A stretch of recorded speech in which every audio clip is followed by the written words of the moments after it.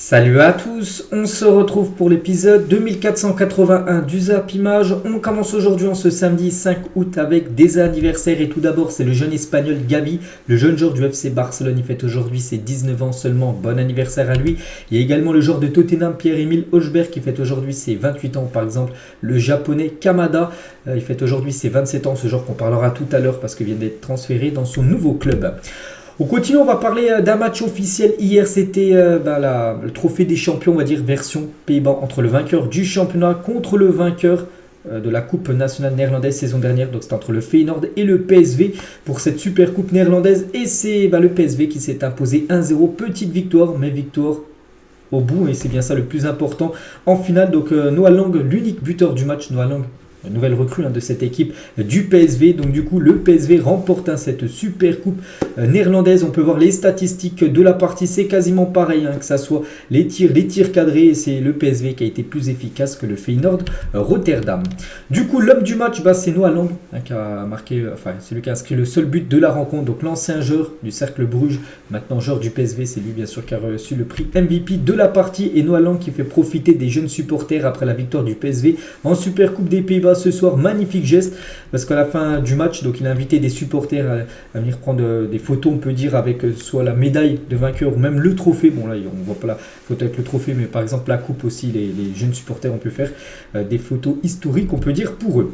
On va parler de Luc de Jong. Donc lui il en a remporté pas mal quand même de super coupe néerlandaise. Donc il a joué sa 7e finale hier et c'est sa 6e victoire, 6e trophée, on peut dire, de super coupe des Pays-Bas pour l'ancien attaquant du FC Barcelone. Quelques autres photos des joueurs du PSV après leur victoire hier lors de cette super coupe néerlandaise. Félicitations, n'oubliez pas que le PSV c'est l'ancien club de Xavi Simons. Donc Xavi Simons qui a été transféré n'a pas remporté ce titre. Aujourd'hui au programme, 2 rencontres de la Coupe du Monde féminine. Tout d'abord Suisse contre l'Espagne et Japon contre la Norvège. Donc concernant Espagne contre la Suisse, donc quand je fais la vidéo, le match est en train de se dérouler. En plus je crois qu'il y a 4-1 pour les Espagnols. On reviendra sur le résultat demain, le résultat final bien sûr de cette rencontre. Donc c'est les 2 premiers huitièmes de finale concernant les Françaises. Elles joueront mardi contre le Maroc. Aujourd'hui, c'est aussi le retour de la Ligue 2. On est le samedi 5 août et c'est la reprise du championnat de Ligue 2. Donc un petit coup d'œil aux affiches du jour. Donc tout d'abord à 15h, le match d'ouverture, c'est Saint-Etienne contre l'équipe de Grenoble. Puis à 19h, c'est le multiplex. Donc voilà, il y a des belles affiches bien sûr. Donc l'AS Ajaccio qui descend jouera contre Rodez. Annecy jouera contre Guingamp. Dunkerque contre l'équipe de Troyes qui descend également en Ligue 2. La Auxerre qui descend aussi en Ligue 2 jouera contre l'équipe de Valenciennes. Donc voilà le gros programme. Et concernant le match d'ouverture, Saint-Etienne-Grenoble, donc Dominique Rocheteau, 68 ans, ancien attaquant emblématique, puis directeur sportif des Verts, se montre confiant à l'entame de cette nouvelle saison. Il a dit les Verts peuvent être dans les favoris. C'est vrai que Saint-Etienne, l'objectif saison dernière, c'était le maintien. Même si ça a été très compliqué au début, parce qu'ils n'avaient pas du tout à gagner. Après, ça a été beaucoup mieux sur les matchs retour. Et là, l'objectif pour Saint-Etienne, c'est d'être dans les 2 voire 3 premiers et de monter saison prochaine en Ligue 1. On va parler aussi de Annecy. Regardez à 19h, Annecy contre Guingamp. Normalement, ça aurait dû être Sochaux contre Guingamp, mais on sait que Sochaux, du coup, le club est quasiment dissous. Du coup, c'est Annecy qui les remplace. Et concernant Sochaux, donc menacé de dépôt de bilan, le FC Sochaux-Montbéliard cesse toute activité sportive jusqu'à nouvel ordre. Donc voilà, ils ne joueront pas en Ligue 2. On ne sait même pas dans quel championnat ils vont reprendre là dans quelques jours. Et la cession opaque du club par PSA en 2015 à des investisseurs chinois peu scrupuleux a entamé la chute inexorable du monument franc-comtois créé par Jean-Pierre Peugeot en 1928. Sochaux était le pionnier du professionnalisme en France. C'est vrai qu'en 2015, en gros, le club est bradé, en gros vendu par PSA qui est Peugeot, parce que Peugeot c'était eux les propriétaires de Sochaux. Ils les ont vendus à des investisseurs chinois peu scrupuleux et en gros à partir de 2015, là ça a été la descente pour l'équipe de Sochaux. Déjà en 2019, première rétrogradation en national par la DNCG avant de se sauver avec un changement de propriétaire. Ils avaient déjà aussi, ils avaient déjà des problèmes avec la DNCG en 2019, mais ils avaient réussi à trouver un nouvel investisseur, donc du coup ils avaient réussi à se maintenir et en 2023 là c'est fini, voilà, rétrogradation en national par la DNCG avec un trou de 12 millions d'euros et qui ne sera pas résorber, on va dire, ce trou. Du coup, voilà, Sochaux devrait jouer son national, peut-être même dans des divisions inférieures si le club dépose le bilan. Donc voilà, pour ce club historique, on leur envoie bien sûr beaucoup de force. On revient 2 ans jour pour jour en arrière, c'était le 5 août 2021 et le FC Barcelone annonçait le départ de sa légende Lionel Messi. Souvenez-vous, c'était une conférence de presse de Messi qui était en pleurs parce qu'il annonçait son départ du côté du Barça où il a tout gagné. Un petit rappel du côté du Barça, 6 fois le Ballon d'Or, 10 fois la Liga remportée, 4 Ligues des Champions, 778 matchs pour 672 buts. C'est bien évidemment le meilleur buteur du côté du Barça et 303 passes décisives. Donc il y a 2 ans, jour pour jour, il quittait le Barça et quelques jours après, c'était à peu près 2-3 jours après, on apprenait l'arrivée de Léo Messi du côté du Paris Saint-Germain. Et toujours avec Léo Messi, donc Jordi Alba, très offensif contre le PSG à propos de Lionel Messi. Donc les deux maintenant évoluent ensemble du côté de l'Inter Miami. Il a dit ils se sont soutenus, aimés et c'est la chose la plus importante au PSG. Il n'a pas passé un bon moment, mais il a retrouvé sa joie. Je le répète, aller à Miami, c'est un défi qui l'excite beaucoup personnellement et je le vois très heureux. C'est vrai qu'on a pu voir les matchs déjà. On a l'impression que les matchs, ils se sont beaucoup plus impliqués que quand il était du côté du PSG. Il fait pas mal d'efforts. Il court, voilà, parce qu'on attaque du côté de Paris, il marchait souvent. Donc là, j'ai vu des vidéos de Léo Messi, vraiment, il court, il met le pressing sur les gardiens, tout ça, pour essayer de récupérer le ballon. Donc voilà, il dit qu'en gros, puis même Alba dit qu'il a beaucoup plus de sourire sur le visage de Messi à Miami que quand on pouvait le voir du côté du Paris Saint-Germain. C'est vrai que pour l'instant, Messi qui a joué 3 matchs, pour l'instant, ses débuts sont parfaits parce qu'à chaque fois, il a été buteur. Donc un but contre Cruz Azul, 2 buts contre Atlanta et 2 buts contre Orlando, ce qui fait quand même 5 buts en 3 matchs pour Léo Messi depuis qu'il a rejoint cette équipe de l'Inter Miami et surtout 3 victoires d'affilée. L'équipe qui avait enchaîné, c'était sur les 7 derniers matchs, c'était 6 matchs nuls et plutôt 6 défaites et seulement un match nul. Et toujours avec Léo Messi, avec Maluma, donc c'est un rappeur, on peut dire, colombien. Donc voilà, les deux ont pu faire quelques photos ensemble du côté de Miami. Et l'entraîneur d'Orlando, parce que le dernier adversaire de Messi c'était Orlando City, donc Messi, enfin l'Inter Miami s'est imposé 3-1. Et le coach de Orlando, il a dit ce soir c'était un cirque et il y avait un deuxième jaune pour Messi. Je m'en fous que ce soit Messi, il doit être traité comme les autres. Les choses doivent être justes et ce qu'il s'est passé sur le terrain ne l'était pas, parce qu'en gros voilà, Messi, comme j'ai dit, il était beaucoup impliqué. Il est rentré un petit peu dans les joueurs de Orlando, ce qu'il ne faisait pas du côté du PSG. Et pour l'entraîneur, il avait déjà pris un jaune. Messi, en gros, il aurait dû prendre un deuxième jaune et en gros, il aurait dû être exclu tout simplement de cette rencontre. Mais peut-être vu que l'arbitre, il s'est dit c'était Messi, on va pas exclure Léo Messi, et voilà, pour l'entraîneur d'Orlando, ça n'a pas du tout passé. On continue, on va parler maintenant Mercato. Donc Chelsea veut Mikel Olise et a transmis une offre verbale de 30 millions d'euros à Crystal Palace. Le joueur est déjà d'accord avec les Blues. Maintenant, il faut un accord entre Crystal Palace et Chelsea. Donc on sait que Chelsea adore les joueurs français. Ils ont recruté quelques joueurs français là ces derniers jours, comme Disasi ou même un joueur du Stade Rennais. Maintenant, ils visent Mikel Olise. Donc affaire à suivre. On va parler d'Ousmane Dembélé. C'est vrai qu'aujourd'hui, c'est toujours pas officiel. Pourtant, on avait beaucoup annoncé hier vendredi que ça allait être certainement officiel l'arrivée de Dembélé. Pourquoi ? Tout simplement à cause du Barça, parce que la visite médicale d'Ousmane Dembélé au PSG a été décalée. La raison, les dirigeants du Barça tardent à envoyer les documents à Paris. Peut-être parce que peut-être le Barça ne voulait pas lâcher tout simplement Ousmane Dembélé, donc il va bien rejoindre le Paris Saint-Germain, mais c'est un petit peu plus décalé, on va dire, sa visite médicale et son annonce, parce qu'en gros le Barça tarde à envoyer les documents que le PSG doit avoir pour officialiser la venue d'Ousmane Dembélé. Toujours avec un autre joueur que le PSG aussi devrait accueillir, on sait c'est Gonzalo Ramos. Et le PSG Benfica règle les derniers détails du transfert de Gonzalo Ramos d'après Fabrizio Romano. Ça aussi, ça devrait se faire certainement dans le week-end, la signature officielle du jeune attaquant de 22 ans du Benfica Lisbonne. Le RB Leipzig revient à la charge et propose 30 millions plus 5 millions de bonus pour Castello, Lukeba et le prêt d'Ilex Moriba. Donc vous avez compris, Moriba plus 35 millions d'euros contre Lukeba, parce que Lukeba du côté de Leipzig ils le veulent pour remplacer Vardiol, qu'on parlera tout à l'heure vu que Vardiol va quitter l'équipe de Leipzig pour aller à Manchester City. Donc voilà ce que propose plutôt le RB Leipzig pour attirer Castello Lukeba. L'Inter Milan réfléchit à offrir 25 millions plus 5 millions de bonus plus un pourcentage à la revente pour recruter Falorin Balogun. Reste à connaître la position d'Arsenal sur le dossier, parce que du côté de l'Inter on cherche les remplaçants même de Dzeko qui a quitté le club aussi, Lukaku. C'est vrai que ça fait 2 numéros 9 en moins. Bon, il reste toujours Lautaro Martinez, mais ils veulent un autre numéro 9 et ils pensent tout simplement à Balogun. Accord total entre Lille et Keito Nakamura. Donc c'est un joueur japonais qui pourrait potentiellement débarquer du côté du LOSC. Affaire à suivre. Scamacca choisit l'Atalanta Bergame. Il y signera pour 25 plus 5 millions de bonus en provenance de West Ham, annonce Sky Sport.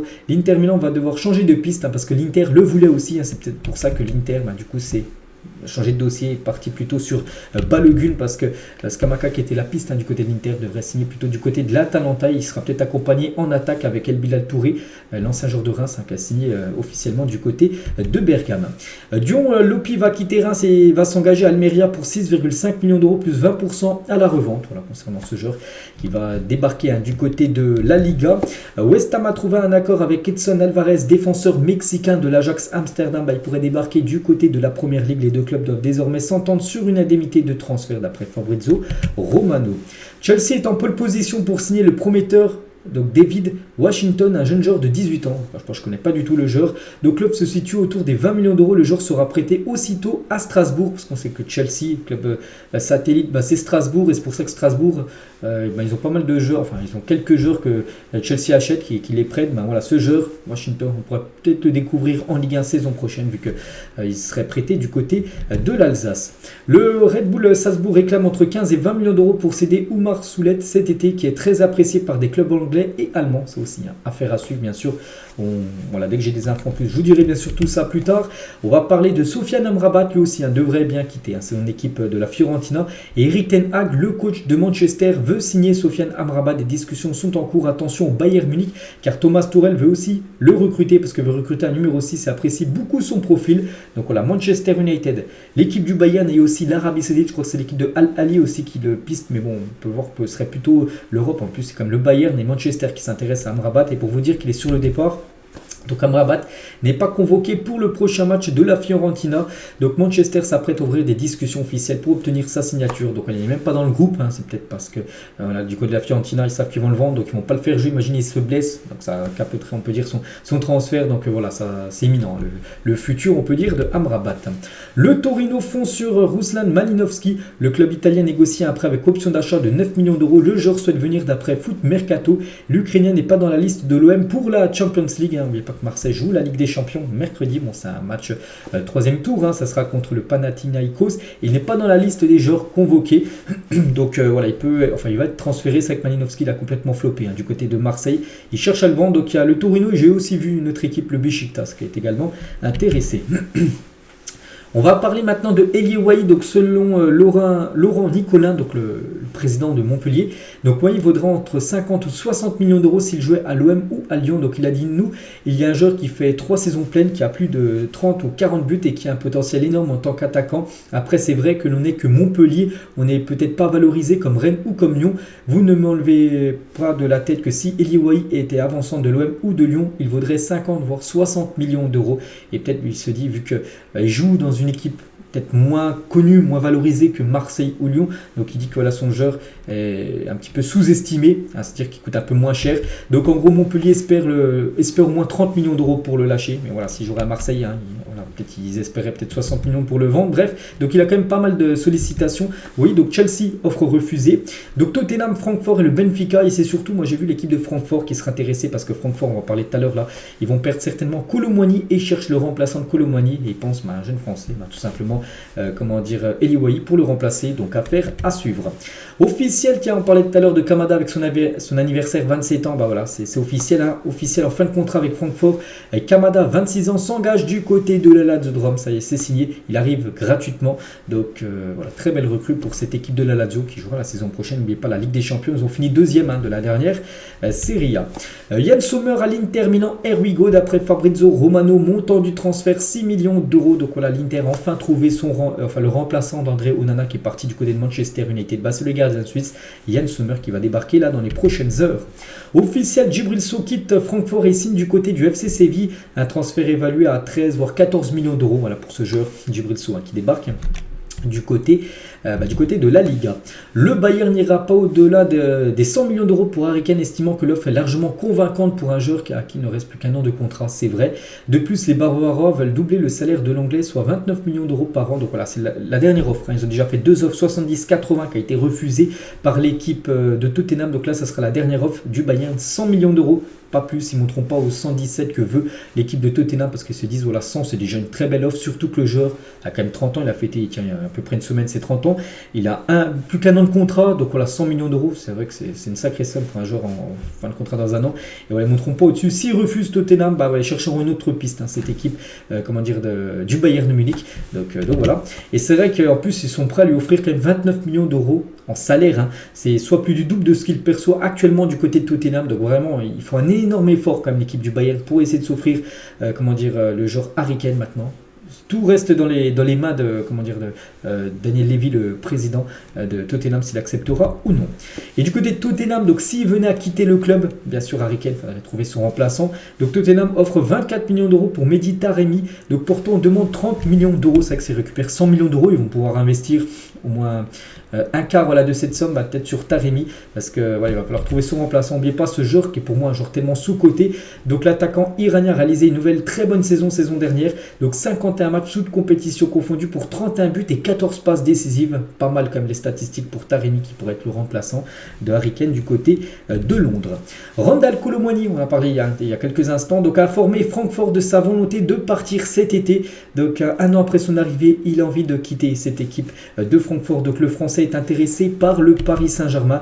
Donc quel coup réalisé par Francfort n'empêche. Donc recruter Randal Kolo Muani en fin de contrat l'été dernier, est arrivé gratuitement de Nantes à l'équipe de Francfort. Donc il a joué 46 matchs, 23 buts et 17 passes décisives. Et maintenant, bien sûr, il coûte très cher. Donc tout cela avant de très certainement récupérer une grosse somme dès l'été suivant dans un duel annoncé entre le PSG et le Bayern. Sacré flair, bien sûr, pour cette équipe de Francfort, bien sûr, qu'il a accueilli gratuitement, qui va le revendre peut-être 70 millions d'euros parce qu'il a pris une grosse valeur marchande avec la saison qu'il a fait. En plus, international français, on a tous parlé de lui, on se souvient de la finale, le duel qu'il a eu avec Martinez en toute fin de match de la finale de la Coupe du Monde. Donc tout ça, ça a pris de la valeur et maintenant, il coûte très cher. Ça sera le jackpot, bien sûr, pour l'équipe de Francfort qui pourrait le remplacer, je l'ai dit, par Elio Wai en attaque.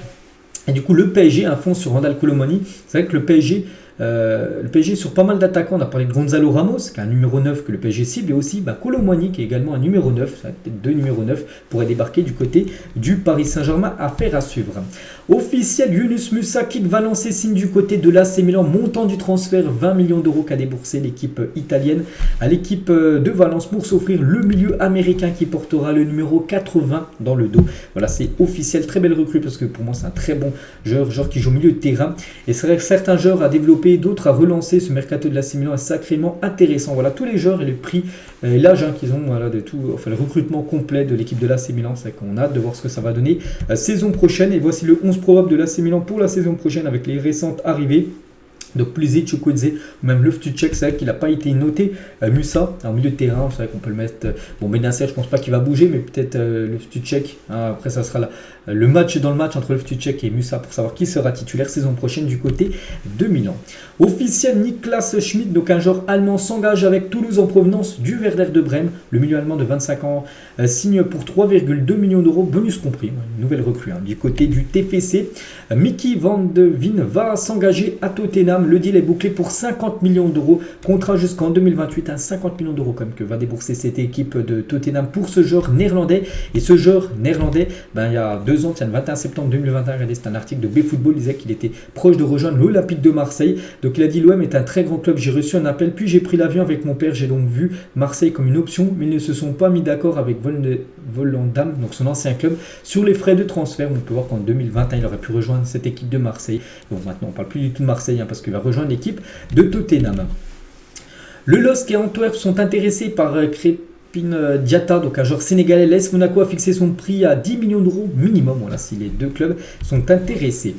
Concernant Xabi Alonso, le coach du Bayer Leverkusen prolonge son contrat jusqu'en 2026 avec cette équipe allemande qui fait du très très bon taf.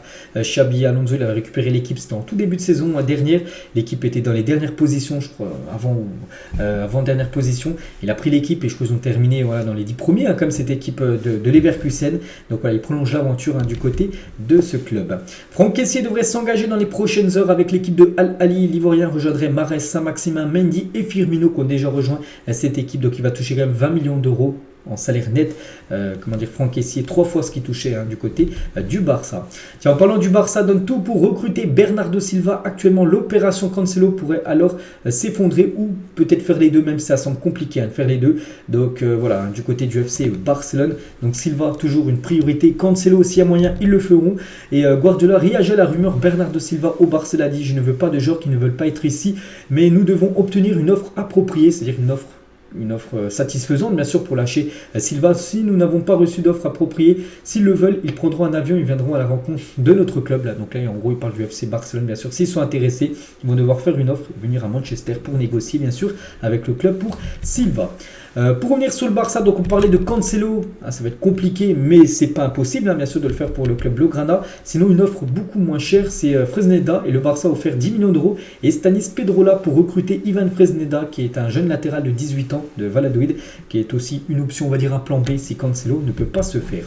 Officiel, Anas Zarouri a signé un nouveau contrat de 5 ans avec Burnley. Le Marocain va découvrir la Première Ligue cette saison parce que Burnley joue son premier match. En plus, ça sera contre Manchester City dans quelques jours avec l'ouverture de la Première Ligue. Pep Guardiola confirme l'arrivée de Vardiol. Donc Josko passe sa visite médicale. Espérons que nous pourrons conclure l'affaire dans les prochains jours. C'est vrai que Vardiol passe actuellement sa visite médicale avec Manchester City et il devrait être annoncé normalement. L'annonce officielle devrait intervenir avant le match demain parce que City demain joue contre l'équipe de Arsenal, c'est le Community Shield et il devrait être annoncé avant cette rencontre. Donc voilà, c'est imminent si tout est ok lors de la visite médicale. Voilà, ça sera officiel. On parle d'un transfert à plus de 90 millions d'euros pour Vardiol du côté de City et il pourrait retrouver, on peut dire, un an qu'il a souvent affronté par exemple des Leipzig Dortmund ou même Leipzig Manchester City en Ligue des Champions. Les deux maintenant pourraient évoluer ensemble du côté de Manchester City. Quasiment le meilleur attaquant au monde avec le meilleur défenseur au monde, enfin ceux qu'on a les plus jeunes prometteurs, on peut dire. C'est que City là se renforcerait énormément avec l'arrivée du défenseur croate. Nasser, le président du PSG, veut établir un plan de revanche entre guillemets afin d'affaiblir le Real Madrid. Donc c'est Sport, c'est un journal espagnol qui dit ça, écoutez bien. Le PSG ciblerait alors Tchouaméni, Eduardo Camavinga, Rodrigo et Nico Paz, en gros des jeunes pépites du côté du Real Madrid. Donc je vois pas du tout Florentino Pérez lâcher ces 4 joueurs. C'est quasiment bon. Après c'est peut-être c'est une fois à prendre avec des pincettes parce que ça vient d'Espagne, mais voilà, on voit pas du tout Camavinga être lâché par le Real Madrid, surtout que c'est un joueur bien sûr pour l'avenir, ainsi que les 3 autres que sont aussi des très très jeunes joueurs du côté de Madrid. D'après Foot Mercato, il faut reconnaître que ce dossier commence vraiment à s'éterniser. C'est le dossier bien sûr Kylian Mbappé et le Real Madrid commence à mettre la pression à Kylian Mbappé. C'est vrai qu'on est le 5 août aujourd'hui et le Real Madrid cherche un numéro 9. On a pu le voir là, les 2 derniers matchs du Real Madrid, écoutez bien, c'est 63 tirs. Ils en ont fait 30 contre, c'était qui le dernier match là, la Juve, et 33 contre le Barça. Ils ont marqué seulement un but sur les 63 tirs qu'ils ont pu faire. Donc voilà, il leur faut un numéro 9, un gars qui finit les actions. Ils avaient Benzema avant, maintenant il n'y a plus Benzema. C'est pour ça qu'ils cherchent un 9, c'est pour ça qu'ils pensent à Kylian Mbappé. Ils commencent à lui mettre la pression. Donc car selon les informations de la CAN Nasser, le Real Madrid réfléchirait à une solution d'urgence. Parce que voilà, si Mbappé, on voit qu'il n'y a pas de signe qui peut arriver, le Real Madrid va devoir chercher un plan B en gros. Donc si ces plans prévus venaient à échouer, donc en effet la direction madrilène discuterait déjà pour trouver un accord avec Dusan Vlahovic qui pourrait être un plan B du côté du Real Madrid, lui qui aimerait rejouer la Ligue des Champions. Le club blanc discuterait également avec Chelsea pour un transfert de Lukaku, c'est Foot Mercato, comment ça, ainsi qu'une somme d'argent. Le Real Madrid ne veut pas se louper cet été, c'est pour ça qu'ils veulent un 9. Pour l'instant la priorité c'est bien sûr Mbappé, mais si ça bouge pas, c'est pour ça qu'ils mettent un peu la pression pour Mbappé pour voir s'il y a vraiment s'il peut venir ou non. Sinon ils iront chercher un autre joueur, donc Vlahovic. Lukaku est ciblé, pourquoi pas Colomani, parce que Colomani veut quitter l'équipe de Francfort, pourquoi pas Harry Kane, parce qu'Harry Kane, si ça échoue avec l'équipe du Bayern, parce qu'on sait que ça peut échouer, pourquoi pas Harry Kane du côté du Real. Donc voilà, le Real commence à mettre un peu la pression sur Kylian. Et Vini, donc lui, admire beaucoup Kylian Mbappé et aimerait jouer avec lui. Donc voilà, les deux se connaissent, ils sont déjà parlé, on sait sur Instagram tout ça. Et voilà, Vini kifferait jouer avec Kylian Mbappé saison prochaine. Et Laurent Nicolin, donc c'est le président de Montpellier, il a dit: moi j'aimerais bien être dans un loft aussi doré, il n'est pas à la cave, on ne va pas sortir les mouchoirs et pleurer sur la situation de Kylian Mbappé. Donc Nasser a envoyé un signal fort, il doit se sentir trahi. Je n'ai pas discuté avec lui, mais on ne peut pas le critiquer critiqué à longueur de temps en disant que ce n'est pas un président qui impose, alors que là, il impose tout simplement. C'est vrai que on va pas le plaindre, hein, bien sûr, Kylian Mbappé. Ah, c'est pas qu'il est dans l'offre, voilà, qu'il est malheureux. On a pu le voir en plus beaucoup de fois souriant, hein, Kylian Mbappé. Donc voilà, c'est vrai que voilà, il est puni actuellement parce qu'il ne veut pas prolonger pour le PSG. Pour le PSG, c'est un gros souci parce qu'il ne veut pas le perdre libre, hein, surtout l'année prochaine. C'est quand même quasiment le meilleur joueur au monde, le perdre libre, hein, ce serait une catastrophe pour l'équipe parisienne, que ça soit sportif ou même financièrement par rapport au fair play financier. Gundogan n'a toujours pas été inscrit auprès de la Liga par le FC Barcelone et ça commence à poser problème. N'oubliez pas qu'on est le 5, dimanche prochain, le Barça jouera son premier match. C'est où qui joue le Barça, je sais plus. Je sais plus. Donc l'Allemand possède une clause l'autorisant à partir s'il n'est pas inscrit avant le début du championnat. Cependant, la vente de Dembélé devrait pouvoir régler cette situation. C'est qu'il n'est pas enregistré auprès de la Liga, il peut potentiellement quitter le Barça. Ça a été la même chose la saison dernière pour, je crois, Jules Koundé, hein, qui n'avait pas été enregistré. Souvenez-vous, il avait loupé les 2 premiers matchs, hein, Jules Koundé, la saison dernière de Liga, qui n'était pas enregistré. Donc voilà, ça peut être la même chose pour Gundogan. Bon, voilà, si Dembélé est vendu, ça pourrait peut-être faire accélérer les choses. Pendant une visite de certains joueurs du PSG à des enfants malades lors de la tournée en Asie, l'un d'entre eux a demandé à voir Neymar, qui n'était pas là lors de la tournée, la tournée des joueurs du PSG dans cet hôpital. Hein. Donc Renato Sanchez a alors appelé le Brésilien en vidéo pour que le jeune homme puisse discuter avec lui. Magnifique, hein, c'est que le beau geste, on peut dire, de Renato et surtout aussi de Neymar. Et tiens, en parlant de Neymar, parce qu'actuellement il est en repos, hein, parce que hier, aujourd'hui et demain, c'est un petit peu de repos. Il est actuellement du côté de Ibiza. Neymar, pourquoi je dis Ibiza? Parce que j'ai pu voir sa dernière story Instagram où il a mentionné Ibiza. Donc il est avec Vini et Militao. Voilà, parce que aussi les 2 autres joueurs à Madrid en vacances avant de reprendre du service dès lundi d'entraînement. Donc voilà, les 3 Brésiliens ensemble quelques heures en vacances. Et 4 candidats ont été auditionnés par la FFF pour remplacer Sylvain Ripoll au poste de sélectionneur des espoirs. Donc Gourvenec, Lamouchi, Julien Stéphan et Philippe Montagnier, parce qu'on sait que Sylvain Ripoll s'est fait licencier là, il y a quelques jours. Et voilà 4 entraîneurs actuellement. Voilà, ça pourrait être un des 4, le futur coach de l'équipe de France Espoir. Le programme de la Première Ligue, c'est semaine prochaine, parce que la première journée, c'est la semaine prochaine, comme la Ligue 1 et comme la Liga qui commence aussi la semaine prochaine. N'oubliez pas que vendredi, Burnley, équipe qui a fini première de la 2e division, jouera contre Manchester City, équipe première, qui a gagné la Première Ligue. Donc ça sera 20h, hein, ça sera 20h heure anglaise, donc ça sera 21h heure française. Et on peut voir le samedi, par exemple, Arsenal, donc la semaine prochaine, jouera contre Nottingham Forest, Brighton contre Luton, Luton Town, une petite équipe qui vient de monter. Newcastle jouera contre Aston Villa. Le lendemain, le dimanche, il y a un Chelsea-Liverpool, première rencontre, premier gros choc, on peut dire, de cette nouvelle saison de Première Ligue. Et le lundi, ça sera Manchester contre Wolverhampton. Donc voilà, ça sera sur 4 jours, la première journée de Première Ligue. Officiel, le Benfica a présenté son nouveau 3e maillot pour cette nouvelle saison. Donc toujours un maillot sponsorisé par la marque allemande Adidas et par Emirates Flybetter. Beau maillot, hein, vraiment très beau maillot pour cette équipe du Benfica qui sera le 3e maillot de cette équipe. Et sinon, avec les maillots, regardez le maillot domicile extérieur et 3e maillot de tous les clubs que je vais vous présenter. Tout d'abord Liverpool, donc maillot domicile le rouge, maillot extérieur ça sera le blanc et vert, et le 3e maillot ça sera le maillot violet. Donc là côté Arsenal, la même chose, hein. Domicile extérieur ça sera le maillot vert, et le 3e maillot ça sera celui qui est à gauche là, bleu, un peu, bleu vert, j'en sais rien. Les 3 maillots aussi du côté de Manchester United, le blanc ça sera le 3e maillot, le vert ça sera le maillot extérieur. Côté Manchester City, là aussi des très beaux maillots, hein, pour l'équipe Citizen. Côté Chelsea, donc Chelsea n'a toujours pas de sponsor. C'est que, souvenez-vous, la saison dernière ils avaient le sponsor, un gros 3 en plein milieu, et pour l'instant ils n'ont pas prolongé leur partenariat avec ce sponsor là. C'est pour ça qu'ils ne savent pas encore ça sera quoi leur futur sponsor, mais bon, ils vont en mettre un parce que c'est une grosse rentrée d'argent, bien sûr, les sponsors en plein milieu du maillot. Tottenham aussi présente ces 3 nouveaux maillots saison prochaine. L'équipe du Barça aussi, ces 3 nouveaux maillots. Donc pour l'instant, le maillot domicile extérieur a été dévoilé, le maillot vert là qu'on peut voir, vert bleu plutôt. Donc ce serait le 3e maillot qui va être dévoilé là dans quelques jours.